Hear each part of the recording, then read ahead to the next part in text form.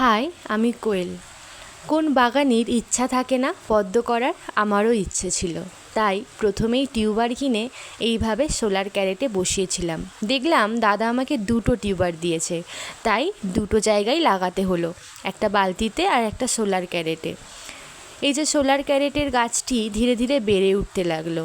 আর দেখুন, প্রথম কুঁড়ি এসে গেছে আমার এই গাছে।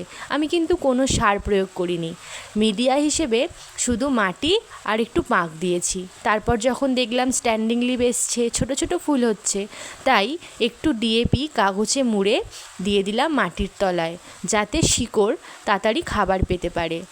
এই যে এই মাছগুলোর জন্য সোলার ক্যারেটের জলটা আমি ওভারফ্লো করতে পারি না, আর তার জন্যই কিন্তু আমি এই জল মাঝে মাঝে বদলাই। কিভাবে বদলাই?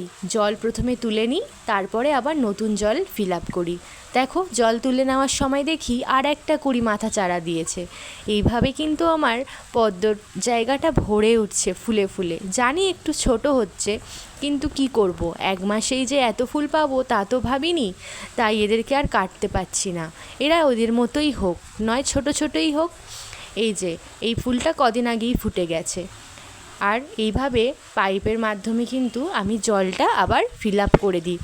জলটা তুলে নিলে কি হবে, পচা জলটা উঠে আসবে, আর শিকড় পাতা সতেজ থাকবে, ফুল সুন্দর হবে যখন ঠান্ডা পরিষ্কার জল পাবে।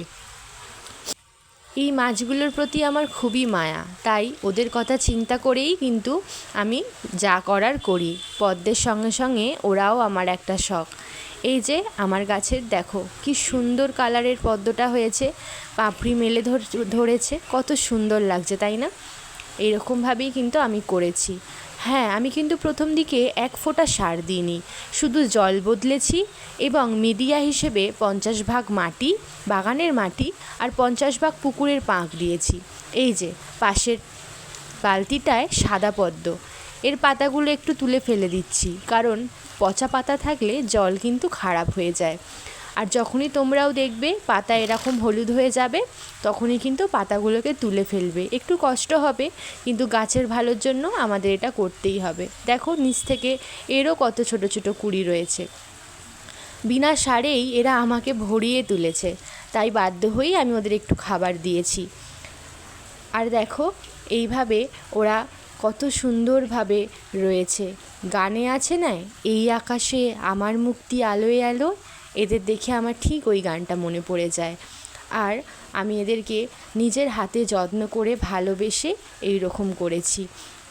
ভেবেছিলাম অনেক কঠিন কাজ হবে, অনেক ভিডিও দেখে, অনেকের মুখে শুনে, যে মিডিয়া তৈরি করতে গেলে অনেক কিছু দিতে হয়, আগে থেকে মাটিতে দিতে হয়, এছাড়াও গাছের বড় হওয়ার সাথে সাথে নিয়ম করে দিন গুনে গুনে সার প্রয়োগ করতে হয়।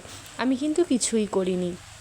এই যে দেখালাম, শুধু একটু সার কদিন আগে ডিএপি কাগজে মুড়িয়ে দিয়েছিলাম। আর এই যে পুরো জিনিসটা দেখাচ্ছি, এটা কিন্তু আমার 1 মাসের মধ্যেই এইরকম আমি রেজাল্ট পেয়েছি। তোমাদের কেমন লাগলো জানিও।